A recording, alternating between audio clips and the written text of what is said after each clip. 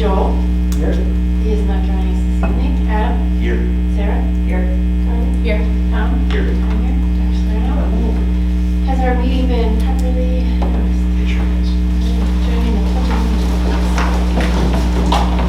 pledge of allegiance To the flag of the United States of America and to the republic for which it stands, one nation, under God, indivisible, with liberty and justice for all. Would like to read the mission statement?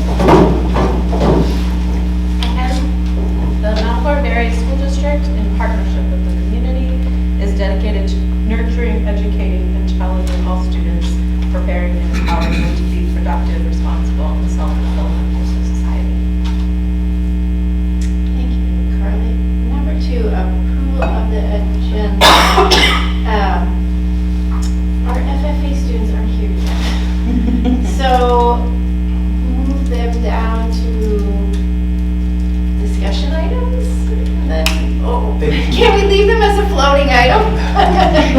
It's okay, but could we make it an action item Monday night? Should we avoid as we Thank you. Okay, yeah, all right. So they're going to be moved down to number 7, action item.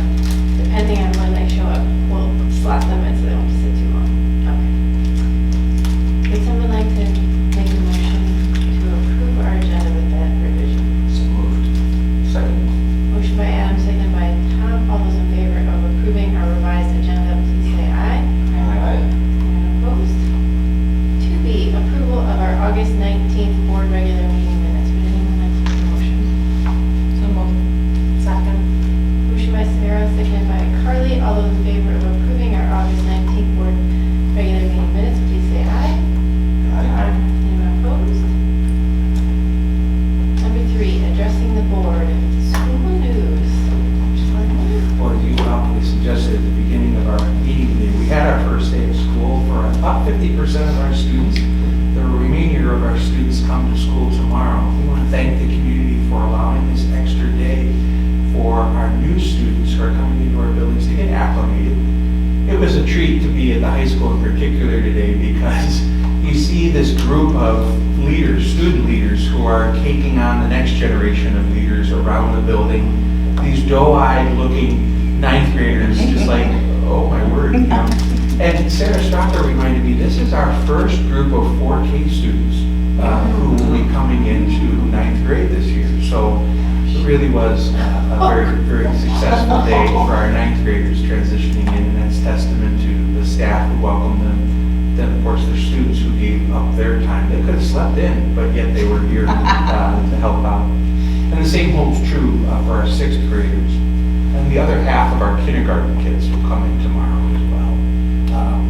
The bus badge system that I've been telling you a little bit about, the kids are like old pros. They got this little retractable line that just goes right there, and it was great. And that's testament to the good folks in the transportation department as well. I was over at the elementary school to start the day, and it was probably the best start in terms of just efficiency for the start of the school year. Every child was in their classroom by 8:11 this morning. So on the first day of school, wow, thank goodness we had beautiful weather on top of it. So. Anyone else with school news? Nothing that's really new, but last week during like open houses for the kids to bring in their stuff at the IC, the school lunch group made samples. I thought that was a really interesting thing. I didn't try anything myself, but my daughter had a few things and she approved. So it was kind of an interesting addition to the house. So that was That's nice. part of that grant that we received, and Michelle Dank did a wonderful job. They served jambalaya to 3rd, 4th, and 5th graders. How about that? It was delicious, wasn't it? Yeah. Anybody else? Thanks for saying something. I just want to note, over the past month, I was able to attend the little bits of the Student Data Summit, the Administrators Retreat, Convocation, the Resiliency presentation. It's just like a small sample of all the stuff that you all did over the summer in August to get ready for the great start of the year. So thank you for what you did. It was Good, great team effort. fantastic.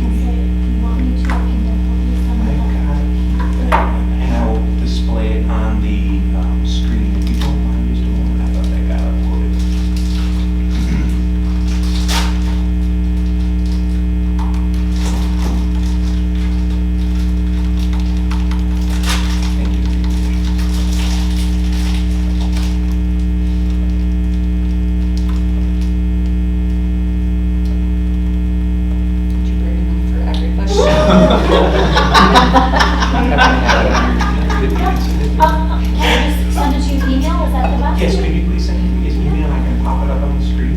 It's for a paraprofessional who is joining our team. We were able to get a criminal background check done over the weekend, unbelievably, over Labor Day weekend. And we want to make certain, with your permission, that we can bring her on board. So that, just a moment, please. Hi, Penny.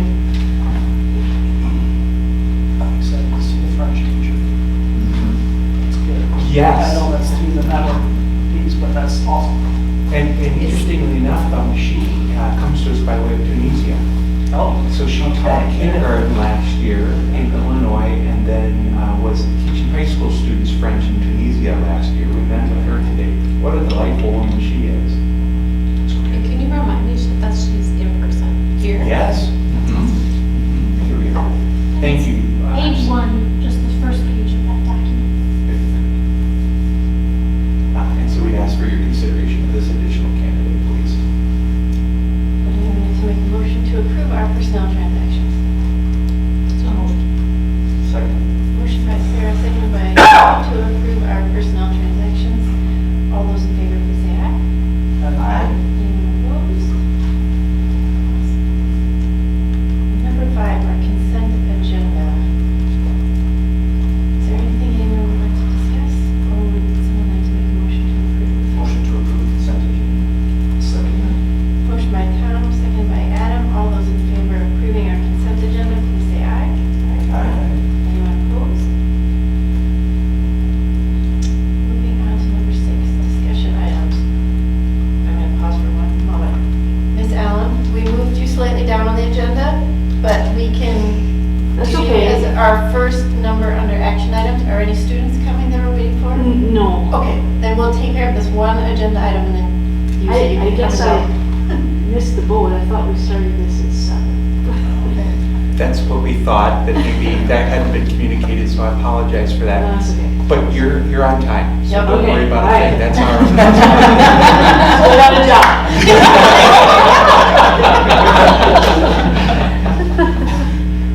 We'll be right with you. Thank you. Committee member reports. Tom, do you want to start with BGT? Sure. We had a meeting on August 26th. We discussed a number of things. The summer cleaning went really well and on schedule, and obviously ready for the first day of school, which was today. The sports have started in full, and it takes 2 full days to do all the painting of the lines, and I thought that was interesting. And that takes a lot of our staff's time, so it's kind of to remember that. It's been going on for a little bit already. Project work that got done included the IC library install of the carpet, the stage floor of the high school, the Gaga Ball arena at the middle school, a new fence by the soccer stadium, gutters on concession stands, and a number of other things, including new A-phones on a couple of high school doors. Brian discussed some of the things at the bus garage. The bus inspections went really well by the DOT. That was a good job by Joe and Ray to keep all of the fleet in tip-top shape, so big thanks go to those 2 guys. The bus badges, sounds like went well in the implementation of that. And we should be still seeing one more new Thomas bus probably in September that hasn't been delivered yet. We also discussed the unusually hazardous transportation plan. I think that's really interesting. 1995 again was the last time we've had it done. When that's all completed, we should have a good report, and there might be a possibility of some more funding depending on what that report may say. One other thing related to sporting events, getting bus drivers for that is a bit of a challenge, so if you know anybody that might want to do that, yeah, we'll reach out to the district. And the next meeting is September 23rd. Any questions for Tom? Joel, would you like to talk about finance, please? Sure. So the annual meeting is what we had on August 12th for all those who were there and not sleeping. It was a rousing event. All of the motions passed, the budget was approved, motions passed that we needed. The local levy I actually reduced a little bit, so our mill rate dropped from 811 down to 808.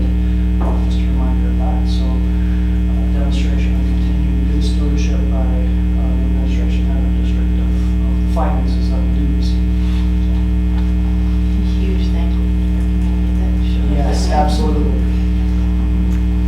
Carly, what's up? Yeah, so we last met on August 19th, and we spent most of the time with Chief Eric, who came to give us an update on the School Resource Officer Program. It's worth going back and looking through the PowerPoint that's in there if you get a minute, but just some highlights. He kind of reminded us that, you know, the point of the program is that they focus on the resource part of the School Resource Officer and less on the officer part is how they built their program. We spent some time looking at the types of what they call calls for service, basically just categorizing the types of interactions that the school resource officer has, whether it's actually a direct interaction with a student, attending a meeting, all of those sorts of things that may or may not result in some kind of citation or something like that. So a pretty broad category. But of note in those comparisons, compared to last year, truancy incidents that they were involved in were higher, slightly. Special events were way higher, and special events are, like I said, like meetings. They talked about how Officer Rosemary's been coming to the monthly admin council meeting to keep up to date with what's going on, so that's counting in it. Extra patrols after May 1st, contributing to that number as well. Also, anytime they attend a school or school-related event. Theft incidents were way down. School theft incidents is the other one where they out of that comparison. We talked a little bit about some of Officer Rosemary's recent trainings, either completed or upcoming, including continued work on reunification plans, defensive tactics, emergency vehicle operations, and monthly meetings that he has with all of the Dane County school resource officers. And then they talked a little bit about their goals, excuse me, for the school year, including continuing to work with the students on returning to normalcy after May of this year, continuing to try and work proactively with students who have high police contact, working with the admin on updated solidifying reunification processes. They'll be attending some behavioral threat assessment training in October, and particularly focusing on working with the administration on the Speak Up, Speak Out campaign, getting banners up in the school buildings, having other materials around to continue to remind the entire student body and staff that that's an important thing to do all the time. We also got a little picture of how sneaky vape pens have gotten. They look like actual pens, or they look like the Camelback backpacks. And so that was interesting. We, in the last couple minutes, had a brief mental health update where we got an update on some new screeners that we're going to be implementing with Journey Mental Health. A reminder that the Fall Festival, the Mental Health Festival, is coming up on September 21st at Tyrell Basin that we are co-sponsoring. Angela Willits is also doing a lot of work with that. And we didn't have the results yet, but we just got finally the YRBS data back. So results to come on that. And our next meeting is September 16th. Any questions for Carly? And this, because I know when we had that meeting too, Officer Rosemary was going to be Yes. back. Is he back? He is. I assume so, yes. That was He came the back other. last Tuesday. Okay. And I would offer this, there was a family that donated probably about 8 dozen donuts to school today for him. Isn't that just beautiful? So officers and donuts and coffee was good. Yeah. That's great. Great. Thank you for that. I meant to point that out. Adam, do you have any Parks and Rec? Yeah, met just recently here last week, and 2 items of note. One is that they've had some consistent interest in our sponsorship and advertising program as it relates to Viking Park, given that's a shared usage space. So they were going to follow up. They probably already did with Aubrey about just there was the softball diamond and softball dugouts is what I remember. just varsity that is on shared property. JV is on our property as a school. So it's just kind of odd. So they just kind of wanted to like iron out some of the details and make sure that they fully understood ramifications of that. There was a little bit of talk about the sunshade that went up by the pickleball courts, which has turned out very nicely on that joint property, and gratitude for us working together on the planning for that. There's already a little bit of a discussion about sort of what's the next stage of some of this, the court complex, as we're calling it, access to water. It's been brought up at previous meetings to bathrooms, that type of thing. Nothing that was even broached on a plan level, but just the thought process of how heavily used these courts are and maybe what we ought to be thinking ahead of jointly about that. And then the only other update of note was there's no deal in place on the Bucket Farm, but there's an agreement in place, and that might close toward the end of the year. And Nick was feeling comfortable enough with it that he feels like we move ahead with the planning phase already later this fall. And the land there's 20 acres that's reserved for green space, playing fields type of thing. And with that perspective, that's double what we were talking about at North Cape when the athletic complex came up. So a pretty good sized chunk of land. Obviously that'll be a community input issue on what goes in there. But opportunity for us as a district to be able to weigh in with maybe our needs at the kind of lower end level, JV freshman team, just adequate field space in this town. Any questions for him? Thank you. Moving on to number 7, our action items. Miss Allen, would you like to talk about the FFA's trip? Sure. So, first of all, maybe you'll invite students later for a report like we did with Canada. Our plans were really in flux up until last week. The FFA wasn't announcing a lot of things. So our officer team met in July, and one of their agenda items was just to put into place a list of priorities of things that they wanted to do. And Michaela and I then spent time last week putting it all together. So in a nutshell, the National FFA Convention is a gathering of students in ag sciences courses that are members of the FFA. Usually there's about 70,000 members there, and it's held in Indianapolis, Indiana. And this year's convention is October 23rd through the 26th, so that's those 2 days that we have off. The students have off, and so we would be gone Wednesday from school. We anticipate 20 to 25 students. We're going to take a coach bus, and we're going to stay in rooms in Martinsville, Indiana, which seems a little bit weird because that's on the south side, but those rooms were $179, and the rooms north of Indianapolis were close to $300 apiece. So we talked with the bus company, and there really isn't any difference in cost. It's just that one time we've got to go farther down, and then when we come back, we got to come back a little bit farther.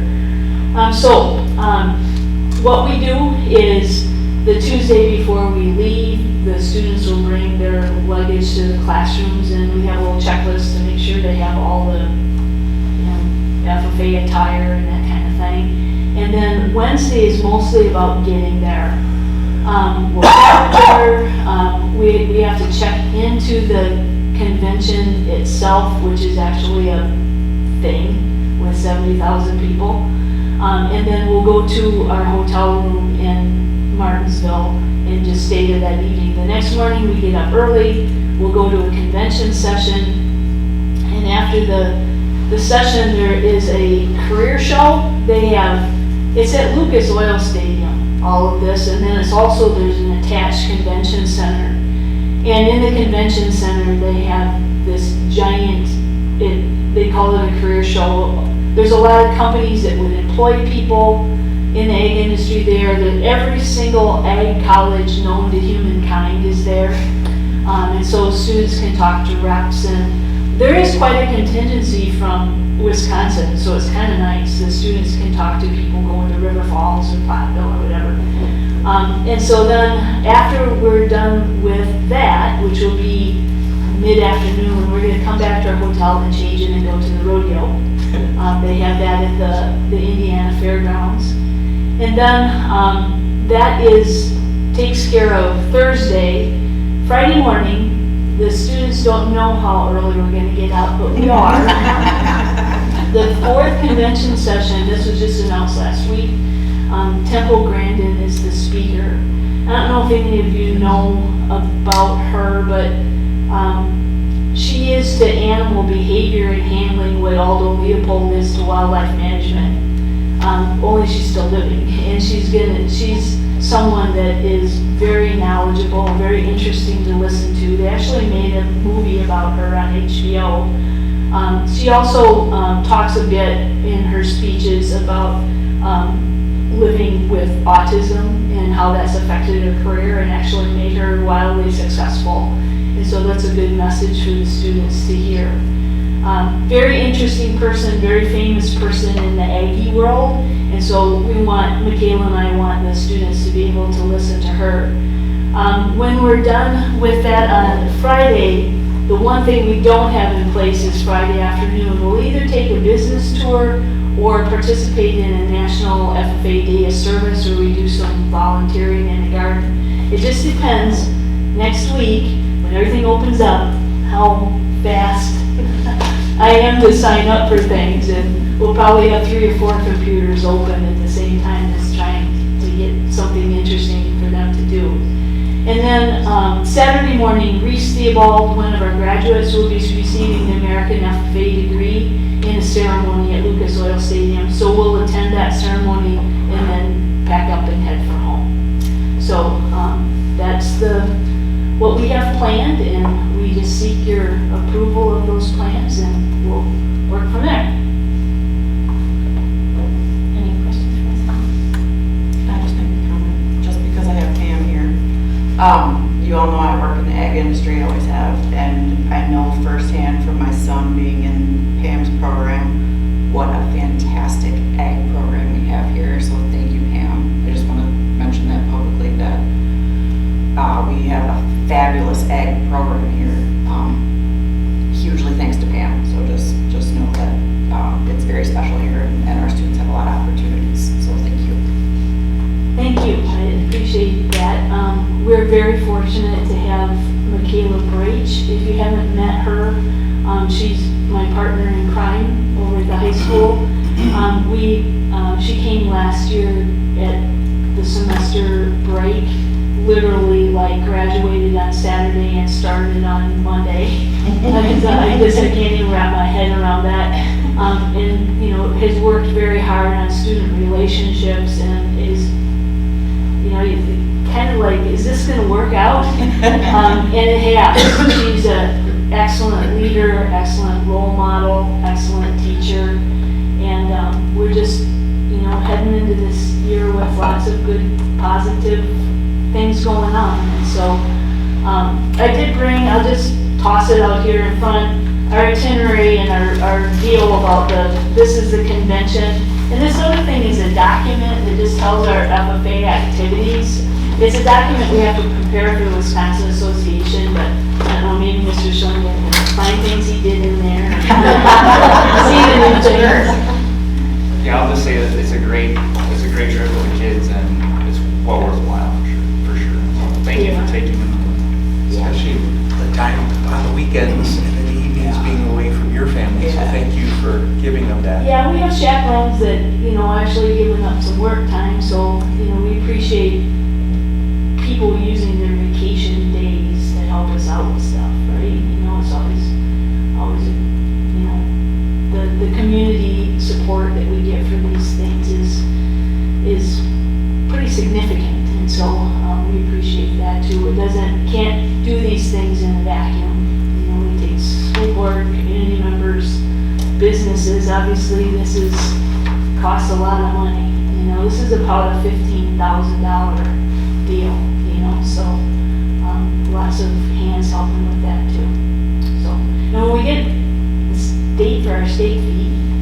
We'll let you know about what our state fee I think when I went, I was still in St. Louis, probably that dates us.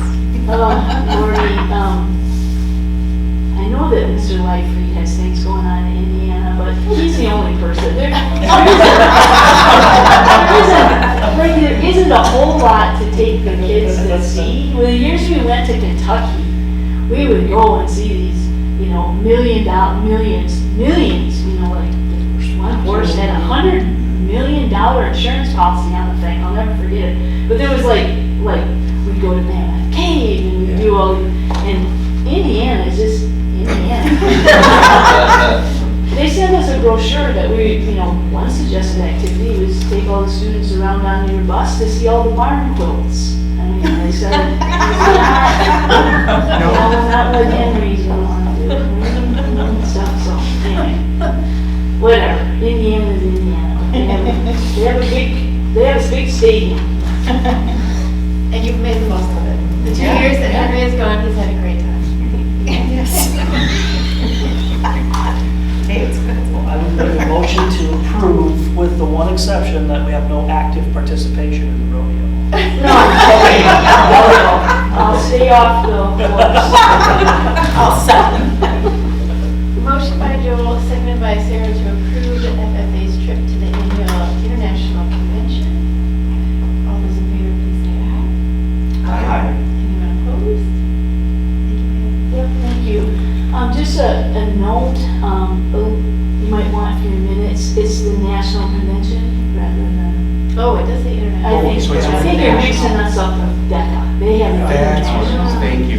I was, when I read that out loud, I was like, oh, international. It was national, but There are FFA outfits in Japan and some other places, but they're not connected officially, so. thank you. All right, thanks.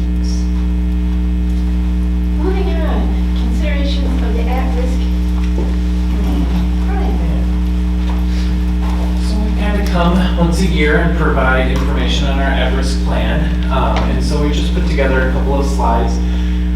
Usually Sarah Stark and I kind of do this together as we kind of lead our at-risk work. And in general, there's no changes to our at-risk plan. And so just a kind of quick updates on some of the components. We have a support team that we meet with periodically to kind of go through it. It includes all grade representation, mostly grades kind of 3 through 12, and we'll kind of get into the importance of why that is in our plan goals, which is really like how early can we intervene to be able to identify students who are at risk so we can kind of do something about it as early as possible. We want to be able to increase student success and graduation rates for students who are identified as at risk, identify parents and community resources and meeting the needs of students, and then being able to provide access to resources to meet basic needs for all student success. The definition of officially at risk is listed here. There's many components to it, but though that's kind of the state definition as well, and so we continue to follow that. And then we have multiple indicators for identification. We're looking at behavioral data, we're looking at content and skill proficiencies, we're looking at community organizational data, personal history data, and traumatic events. So any of those things can kind of lead to high risk. And we've seen that when I think of like traumatic events. We follow one class who's had a few losses, and we keep doing the savers, like we keep doing our at-risk screener to make sure we're catching kids to be able to intervene as soon as possible for that group. So I'm constantly looking at it. We are constantly monitoring. We're looking at data review meetings.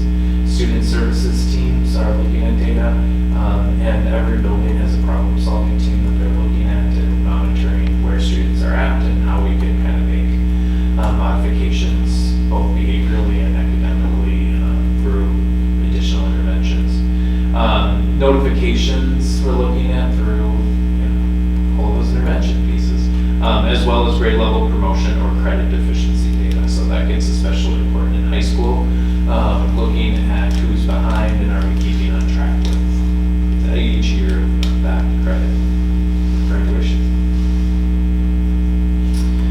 one thing that we wanted to focus on kind of this year, so kind of like one additional slide to kind of give some choices. What are some different options that we have for kids that just the traditional learning environment is not successful? And so what are some programs that we've done? Out of the 5 that are up there, we have students at 4 of them currently. So, and a couple of them are new additions. And so Challenge Academy is the one that we don't have any students currently at, but we have in the past. And that will continue to be an option when we talk to students. That's really specifically designed for students who are considering a military route. So it really is a pretty intense program for students, but they're also working on their GED at the same time. So they're getting military experience. It's Residential. Yeah, it's residential, so it's about a 3 to 4 month program. And they're doing a lot of barrack work and all of the stuff that kind of prepares you for military. So we've seen some great success for students there. Operation Fresh Start is in the kind of the east side of Madison, and that is students actually get paid. They get a stipend to go there every day. They're working on reading. Really, like we've seen, like reading scores increase tremendously through the work that they're doing. So this is kind of more high school based. Then they're also doing judo work, so that like they're kind of passing their competencies. And then they either pick 2 areas. One is like conservation type work, so they're working like in woods or like in forests and kind of working in those areas, or like the construction work.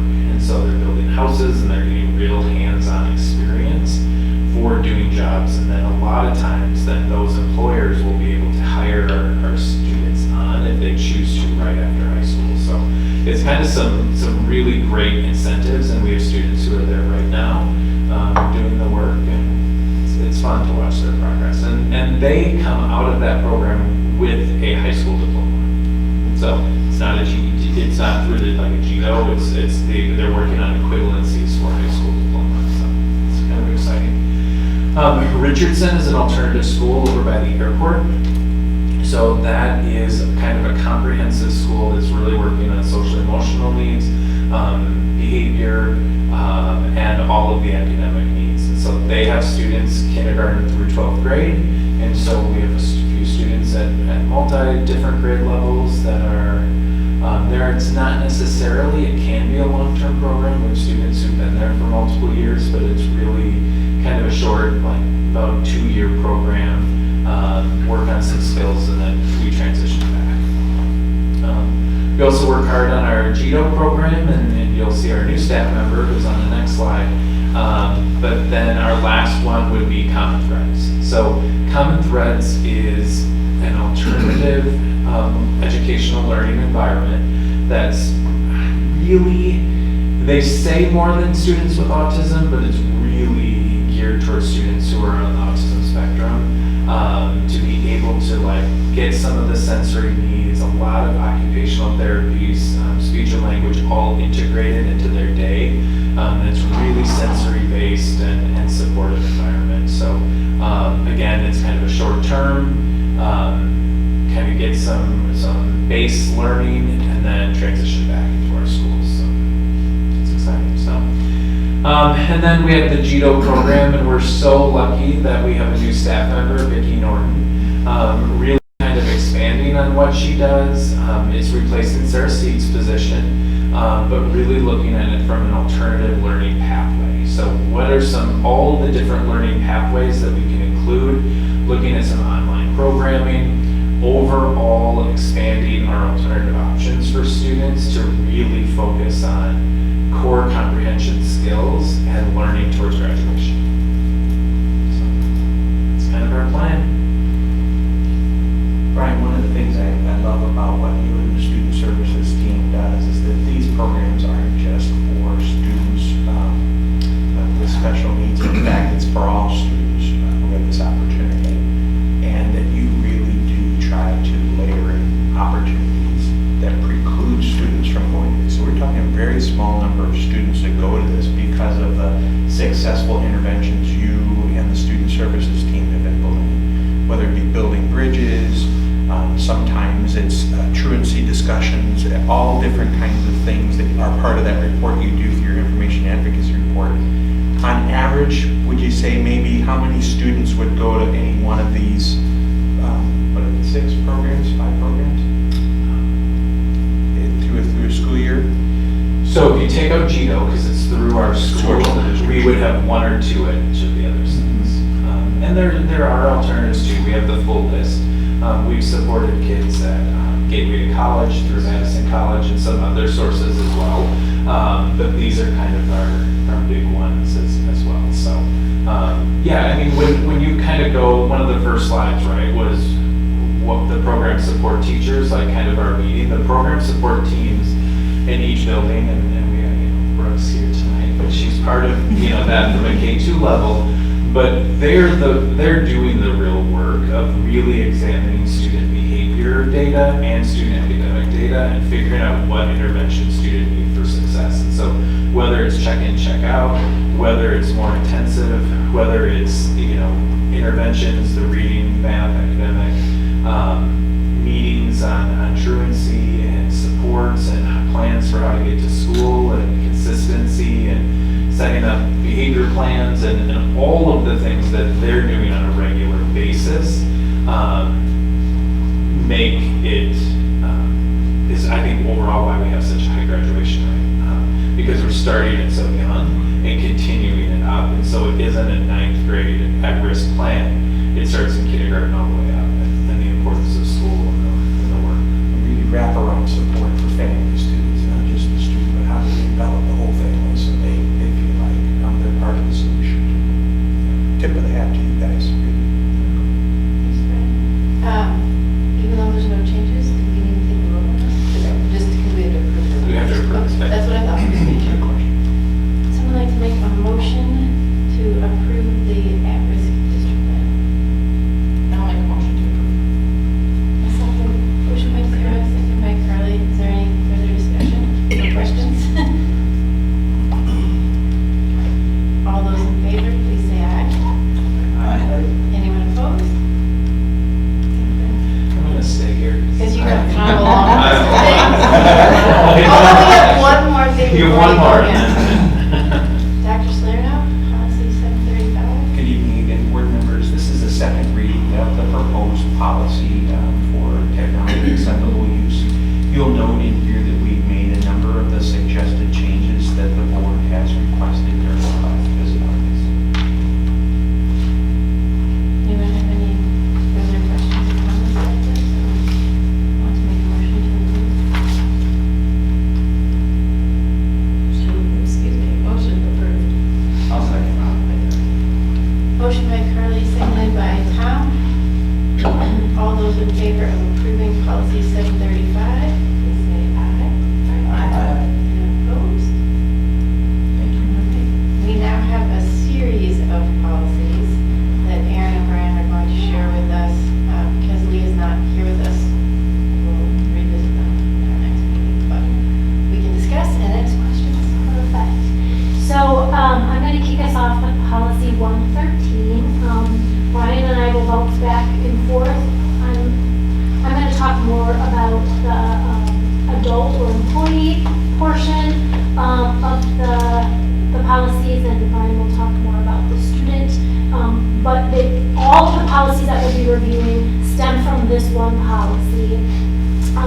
Equal education opportunity, non-discrimination on the basis of sex in education programs or activities policy. I have a question right off the bat because I read through it. And my comment is, because I read through it and the non-discrimination does include gender identity. The title of this says sex. There is a huge disparity in the fact that biological sex and gender identity, they're different.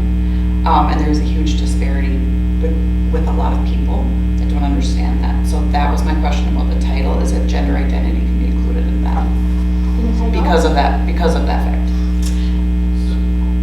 Question that I have on that is that a lot of the policy shifts that I know Aaron's going to talk about is the language of it changed to sex-based.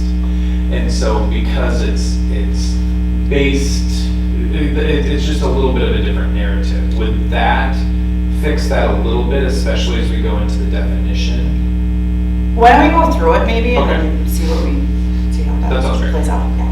I think the easy answer to your question is yes, we can make a change to reflect that, but I think you're going to be pleased with what you're. Okay, if we can go through it and just, Yeah, yeah, just absolutely. make sure that it just fits all the boxes, that's great. You bet. So, the U.S. Department of Ed released updated on regulations to Title IX policy in April of 2024. And then in July, they revised and we received the final guidance on the regulations.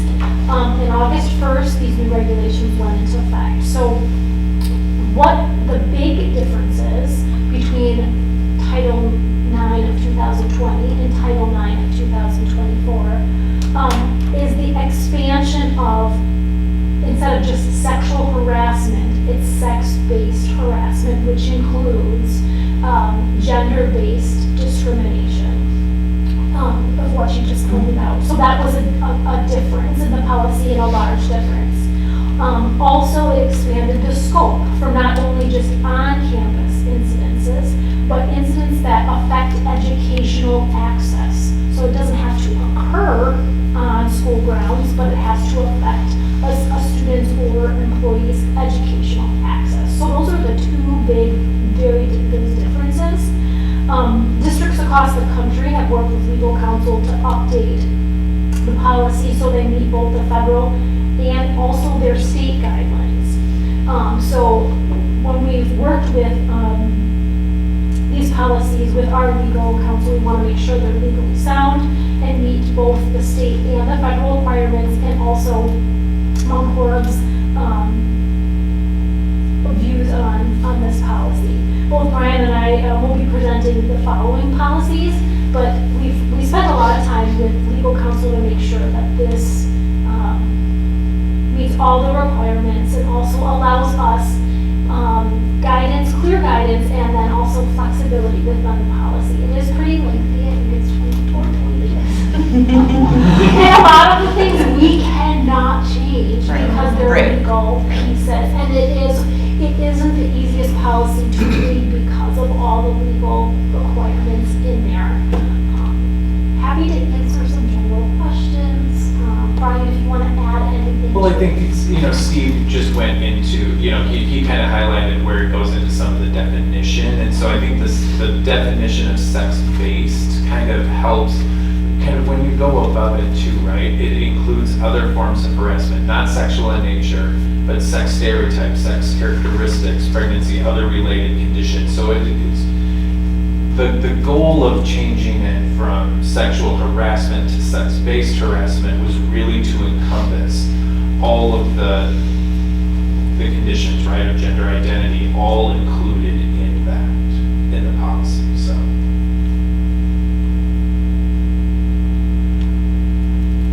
One question I had on this is what constitutes the district in a way? I know we have compliance officers, it looks like.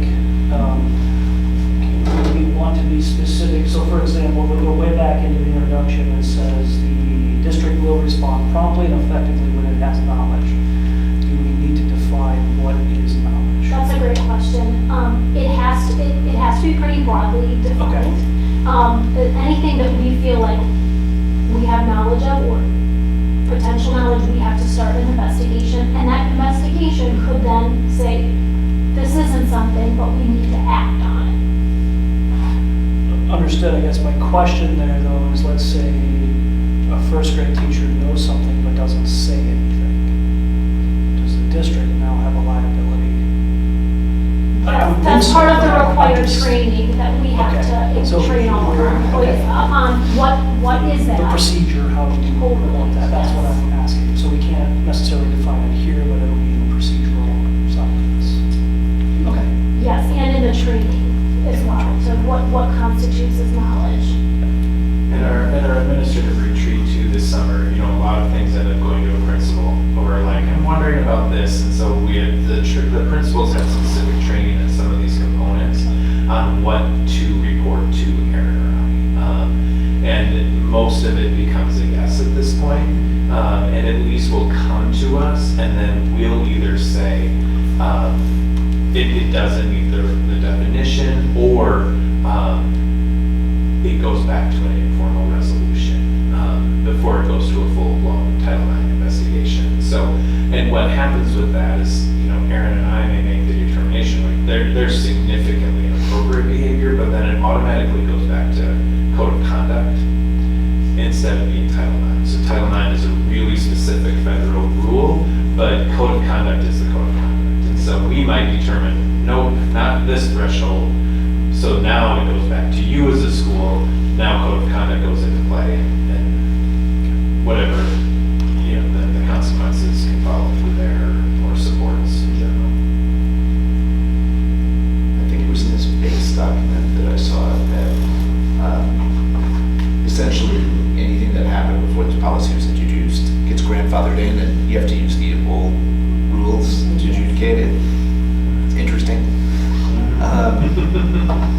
What is the, for lack of a better word, not the legal term, but statute of limitations on how far something can go back? In there, the policy states there is no statute, but it could definitely hinder the investigation the longer. So it is very vague in that it does not have a statute of limitations. Okay. You really bring up a great point, because language could change again. This is coming from a federal administration.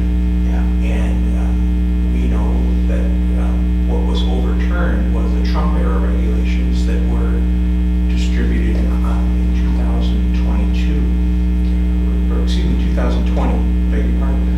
And so conceivably, if something results of elections could change things in terms of us having to revisit some of this work, I think most of that would then revert back to the board's old policy. Okay.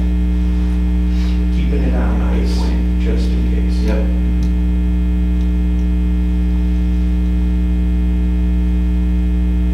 I have a few questions. Do you, in the first page there, the way it's framed and the way it's written, it talks both about sex discrimination and sex-based harassment, and it seems like it's trying, like they're defining those as two different things, or are they the same? And the reason, one of the reasons I'm asking is like the bottom of page one under here. So like, as I read it, the policy prohibits sex discrimination, and then it goes into, or no, sex discrimination occurs, and it defines like discrimination in general.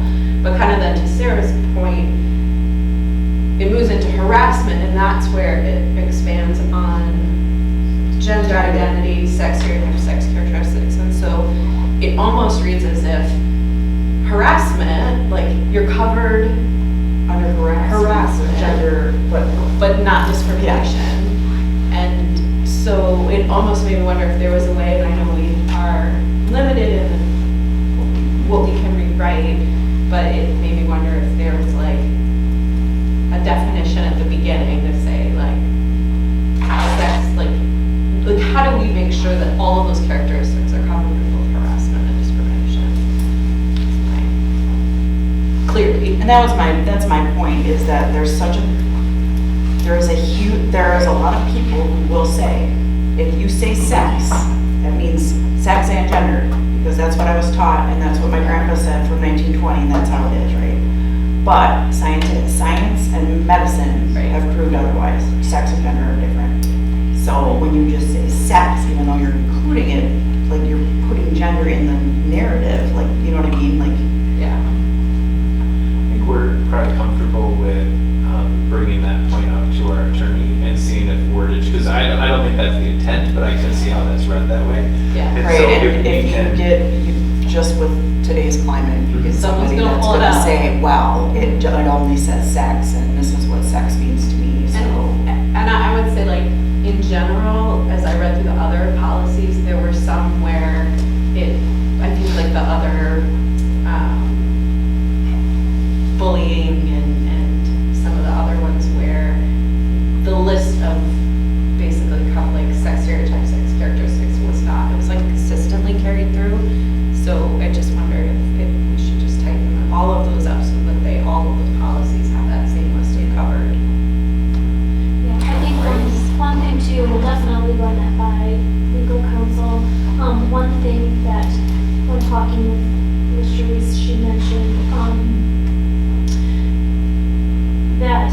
our state law, which is also referred to that we will follow, is more specific than other state laws. So, that reference and that cross-reference is important to us in the state of Wisconsin because it does include some of those definitions, and not every state will have that same definition. So that's something we can definitely run by. I think that's the bold contention for 34 states that currently are not signing and agreeing with this new DOE policy. So you're calling it out is appreciated.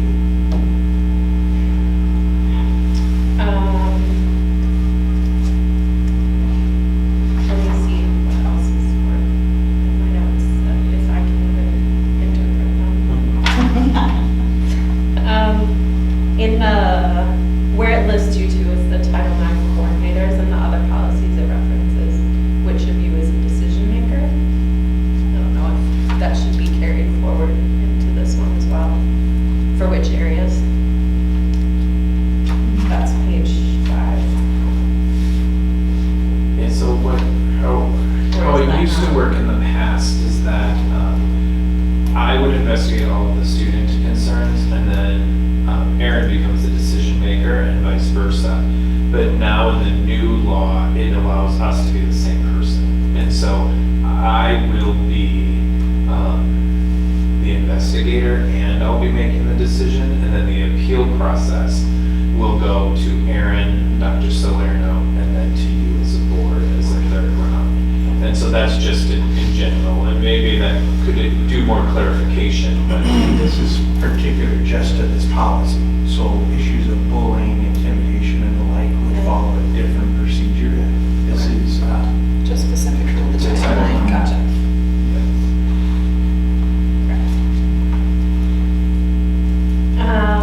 There are a few places throughout where it references initiating the grievance procedures, and then as I read the whole thing, I was like, oh, I can't wait to get to the grievance procedures. And then I couldn't figure out where they were, and then the other policy said it's in here, and so I wasn't sure if like, is it that there's the section on the bottom of page 10, basic requirements of the grievance procedures, where it kind of outlines like the characteristics of it.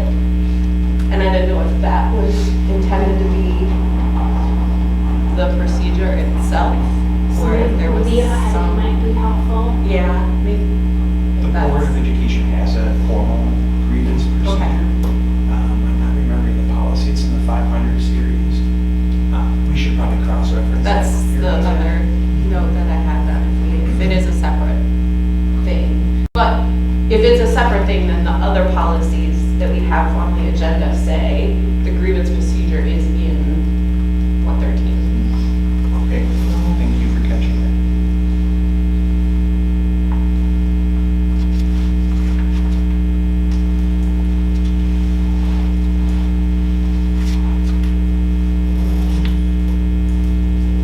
I think those are, oh, I had just one, actually 2 questions. One, it made it sound like, am I reading it right, that we could be liable, say there's a football game and there's somehow non-student, non-staff member interactions, that could result in a claim for us. If we're made aware of it, we have to put it to the litmus test of whether or not it falls under Title IX or our bullying, harassment, intimidation form. And harassment is identified under that policy, not Title IX. There's lots of if this, then kind of thing. Yeah. It's like a flow chart.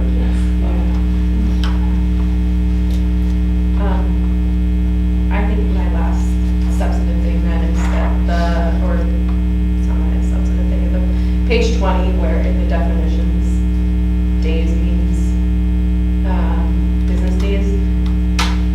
One, it says the board office, days that the board office is open, and I'm assuming we meant that to read district office. But 2, I just wanted to clarify, because in some of the timeframes earlier in the grievance procedure talks about within 10 days, within 30 days. So does that's like 30 days is 7 weeks then, basically? Okay.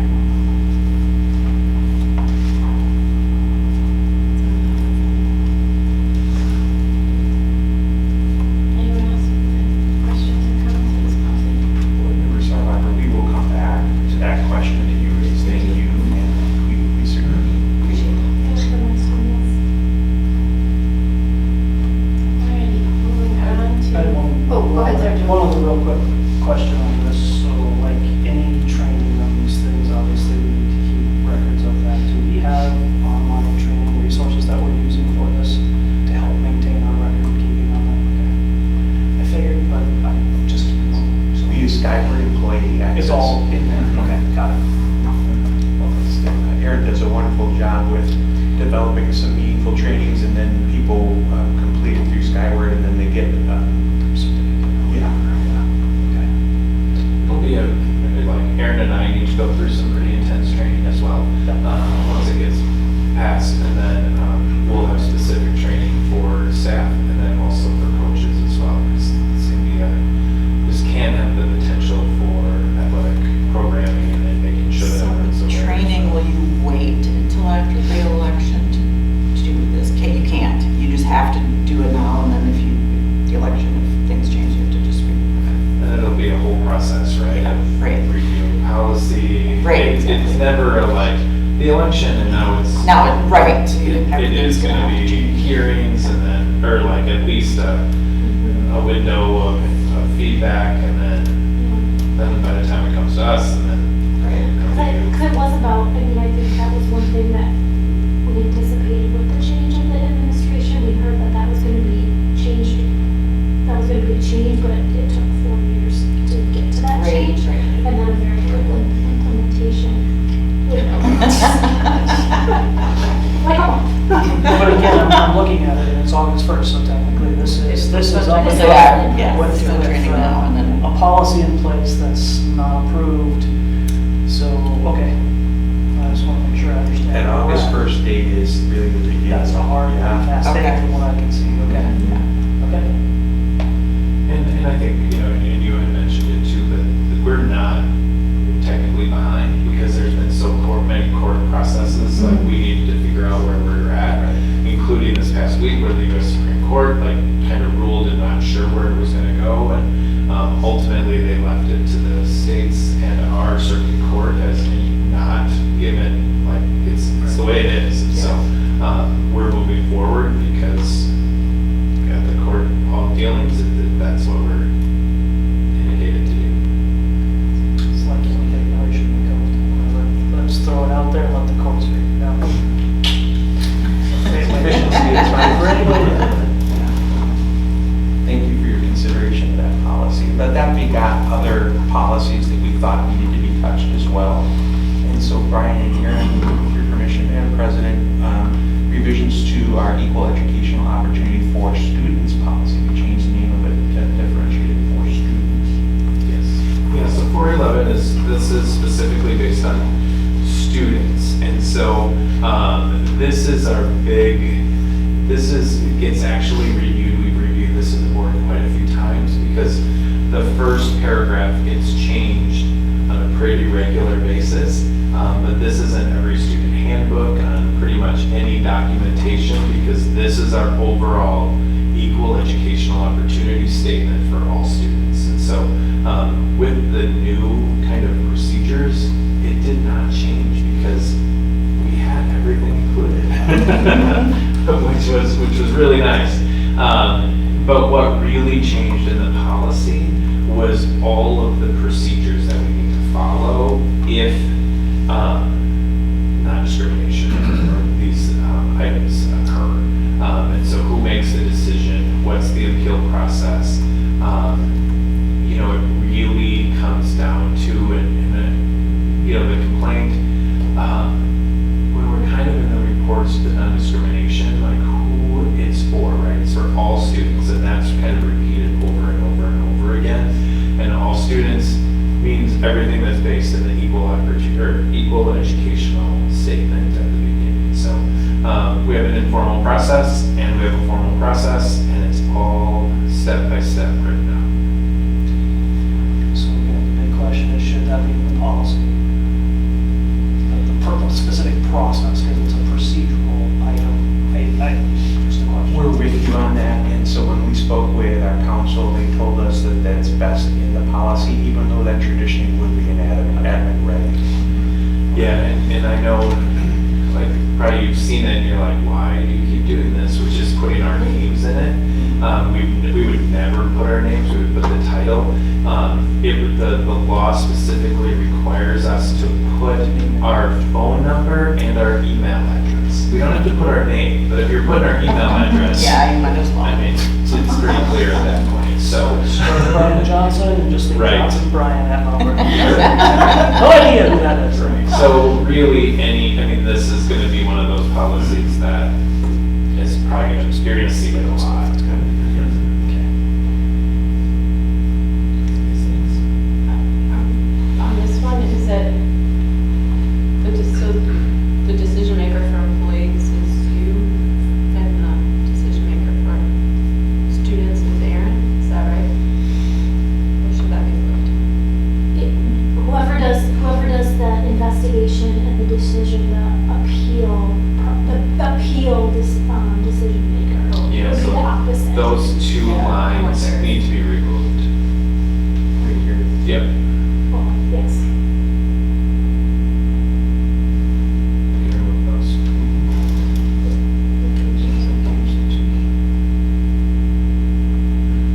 Yes, that's your catch, yes. So you need to name the official decision maker, but not the appeal decision maker. Because I see you go from names to, So the appeal decision maker is kind of the opposite, yeah. and because the name's in there, they're not requiring, okay, Right. or the phone number and email address. All that information, yeah.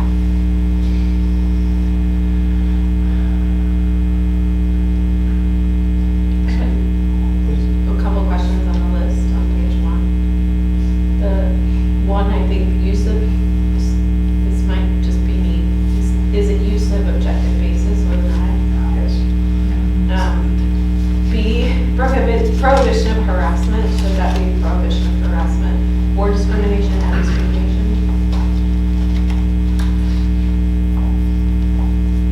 I don't know, it gets back to my question again of whether they're two different things. It's always Could you please say that again? in B, prohibition of harassment, should we add, do we need to add either or discrimination or and discrimination in there? Yeah. Right, because right now we're saying we just prohibit harassment. Thank you. But then then in the next, it's the investigation of allegations of discrimination, harassment. So it would make sense to add Yeah. that in the front part. Spaces in A, the plural. Is that what they're going for here? Maybe, I think that's. Let's double check. Just.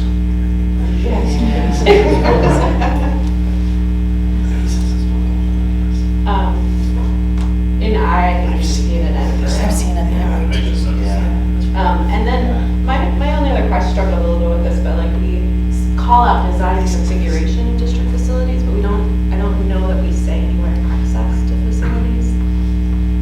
That. I don't know if that's an Which important number is that? distinction. G.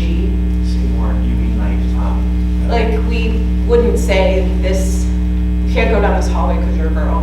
You can't go in this building, like, We do have language with regard to use of locker rooms and these sorts of things that's embedded in this policy. I wonder if that's really at the heart of what G means.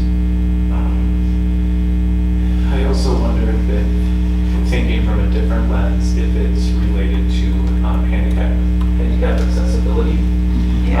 In terms of how we're designing it and moving forward in our new buildings, that, like I know now with the potential referendum of the ELCPC together, really looking at, do students have equal access and is there elevator access and can they access all parts of the building now that it's being remodeled?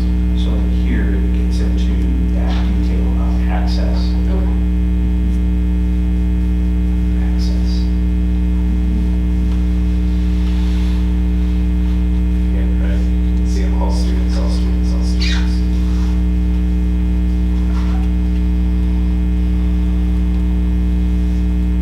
Board member, it was okay to also then share with you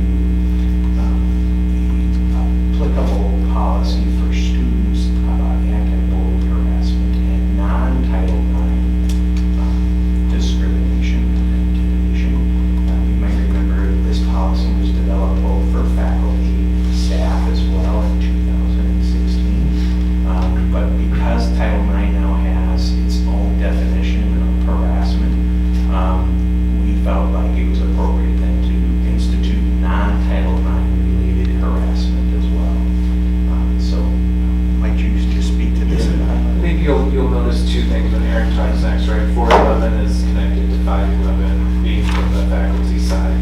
And then this piece is connected to the 5, the 5 section. And so what you'll notice here is that it's really really protection from a legal standpoint is like every harassment has an asterisk next to it, right?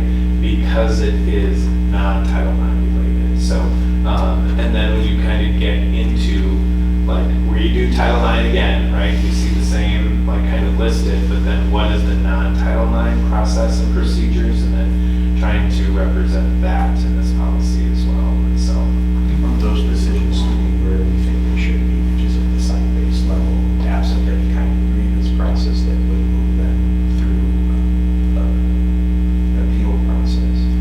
and so that's where you have the compliance officers at the top, or building principals. Say that again? At the site level with not, did you say without a grievance process or with modified? Right away, you can modify the appeal process. Yeah, with an appeal process that would then escalate the concern if need be, but we do believe that when they're non-Title IX related, the bullying, those kinds of things, that's what we've traditionally done in our schools, and we want to maintain that because there's only 2 of these fine folks there, and I imagine this already is going to take a lot more of their time. So is it? It already has. So is it fair to say that, roughly speaking, the process is pretty similar across all kinds? The question really becomes, does it require a Title IX escalation, if you will? Is that a fair, I'm just thinking, I'm looking at these policies that are 24 pages, and trying to say, okay, as if I were to need to deal with something like this and look at this, and my response to this would be, I don't know if my attorney can figure this out, because I can't follow this stuff all the way through.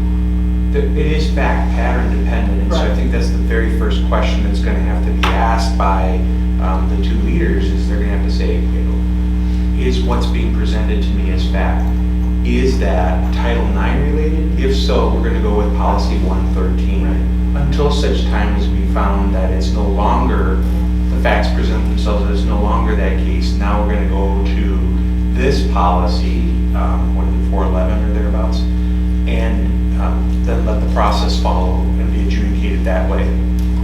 So if we're gonna do that, I think we need to make a very concerted effort to make the procedures the same across, because that's where the attorneys have a lot of fun. Where the attorneys have fun is if we're not following our own policies. Correct, and that's where I'm concerned if we Yeah. have separate procedures in these. That's the frustrating part, because the procedures, at least in the 113 policy, are dictated by the feds. And so we don't have any ability to say, well, it just doesn't make sense to work for our organization. Whereas we can, expedite's the wrong word, but we can attend to these policies, I think, in a more judicious time frame, the way it's been established back in 2016. Keep in mind, we didn't even have a policy in 2016, so we really have advanced quite a bit as a school community as a result. But I hear you, right? And so as long as we're following our policy. Because the questions that get asked first is, did they make the assessment correctly? And then did they follow the procedure? And there's so much legal excitement within those questions, if you will. So the more we can take off on the procedural side, maybe, I don't know. And I hear what you're saying, though, that You're so those spot questions on. out I do think part of that's going to come with the training of Aaron and Brian and myself. And if in doubt, I'm grateful that we have a board that allows us to pick up the phone and call an attorney, because you can save a nickel as opposed to a lawsuit down the road if you don't do it right. Yeah. I would agree the training for investigator and decision makers is intense and lengthy. And I think having Brian and I both understand it, that we can help one another out in those pieces, but it is not something that everybody could be trained on because of the length. Unless you want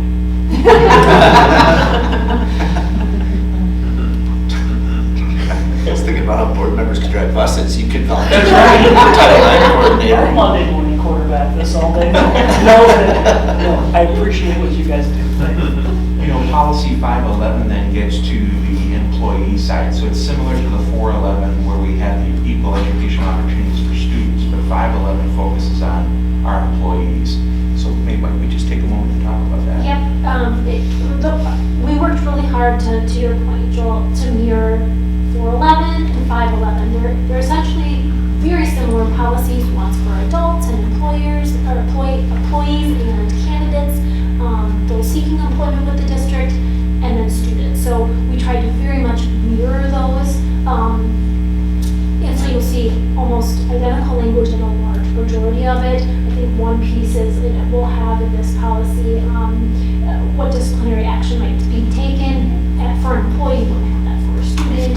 I think that's a difference, but other than that, very similar in its outline for the ease of understanding for us as well as those who work for us.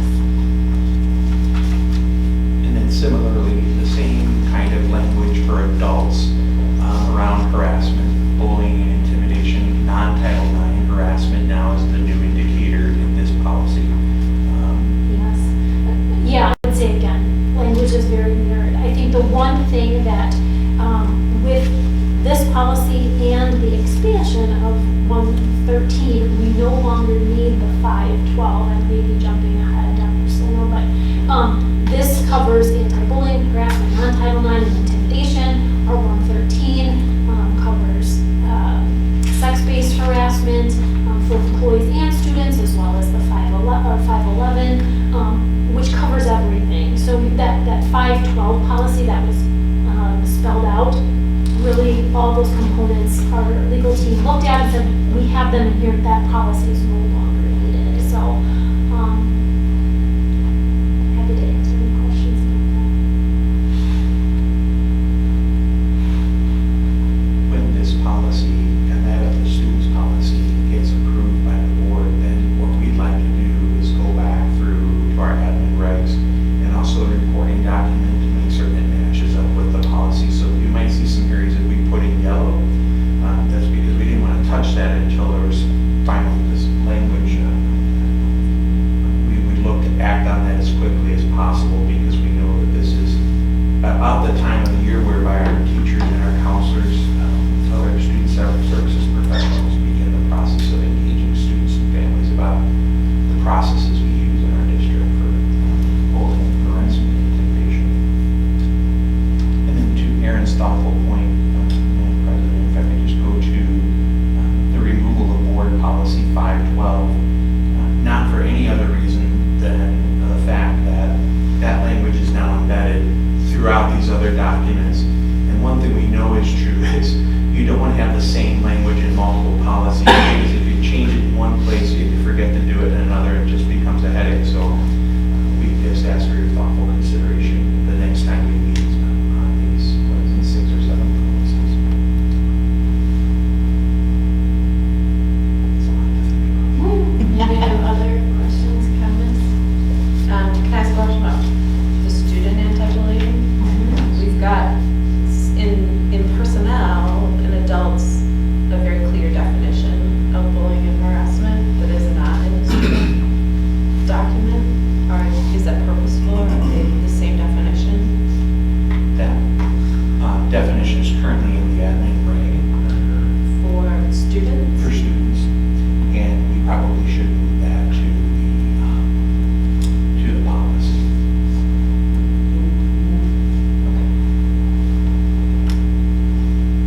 That was my main question on the otherwise, like, these were the two where I particularly noticed that sex characteristics, gender expression, sex stereotypes are not called out in the protected list. And I realize, like, it's hard to just maintain a long list, but again, just wasn't. It also refers to protected classes, and then I thought, well, maybe that's covered for protected classes now, but I don't know if that's the case. It would be, because then that 411 is the specific definition of who's protected, and that includes Yeah. everybody. Okay. The only thing that I wanted to bring up,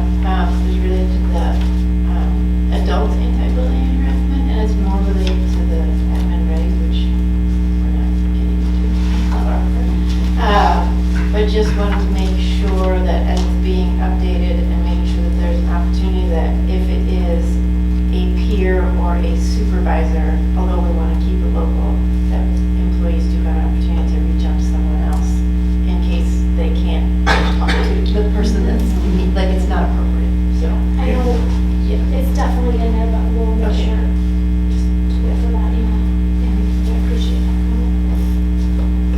I have to print these off and put them up side by side, go through word by word, what's similar and what's not. I think Harley did see that. Carly, help me please. It's a job for AI. Yeah, this is a job for me. I'm excited. Beat it. One more caveat, board members, that we've said it already, but it bears worth repeating, I think, is that there could be some additional information that occurs over the course of the next couple of weeks that might cause us to fine tune or double back on a recommendation. We are continuing to monitor this regularly. And I'm just grateful to the leadership shown by the both of you. You started the conversation off very beautifully, and thank you, the board, for the feedback. And I know it's been a ton of your time, so thank you. Yeah, thank you for for all of this. what you've done on And this. I hope that my comments will come across as pedantic, Yeah. but I also am worried about bad actors. No, we appreciate it. I joked after, like, when I would spend hours looking at it, I think I'd come out of my office and like, I think I got a good 2 hours, like, just reading this straight. And, so it is, we appreciate all your efforts in looking at this and reviewing it and helping us through the process, because it's important, but, yeah, a lot for all of us to digest. Thank you. Thank you. Moving on, number 8, the citizens' comments. We saw a very special person show up here.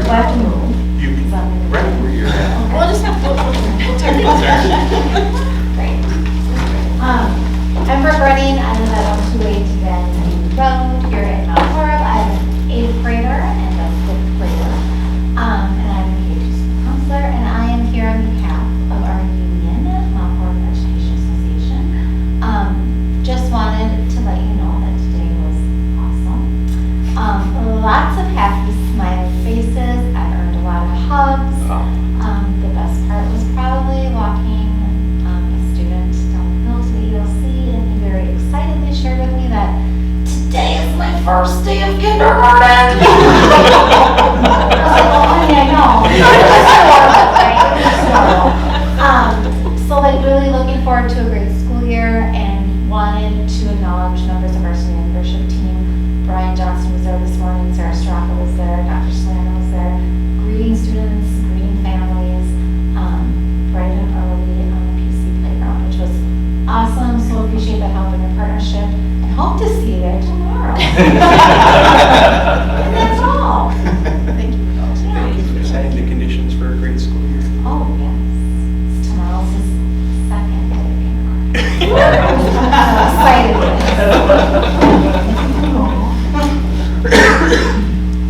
Number 9 is a list of our future agenda items. If there's anything that you would like to discuss, please let Dr. Snow or I know. And number 10, the schedule of our next meetings. Is there anything to highlight, Dr. Snow? No, maybe just as we look to October, a friendly reminder that our second meeting in October doesn't take place on the 3rd Monday of the month. It actually will take place on the 4th Monday of the month, and I should tell you what that is right now. And the reason for that change is simply because we don't receive our final aid estimates until October the 15th, October 1st, and then our projected equalized values October 15th. So that means the good folks in the business office need a couple of weeks. So board members, if you don't mind just remembering to change your meeting in October to October the 28th, that would be terrific. So no meeting on the 21st? No, only a SAW meeting that night, and I might suggest that we move that online. That would be Great, because I'll be in Phoenix for work, so. great. Is it a finance meeting on the 21st? So then the finance meeting, yes, thank you. The finance meeting, is it the 22nd? October 21st. October the They're 3rd. just Board starting meeting on the to- 28th. So 4:30, we'll do finance, and then at 6 PM, let's do So, SAW. 'cause I could do that, if we could do that, Carmen. Yeah. 3 PM Pacific Standard Time. Perfect.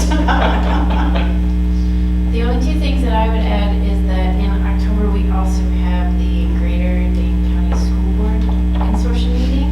I'm not able to attend that, but Carly's gonna go. If anyone else would like to join Carly, just please let Dr. Sarah know. And then I think the following night is the WASB regional meeting. I am gonna go to that. If anybody else wants to go, also please let Dr. Sarah know.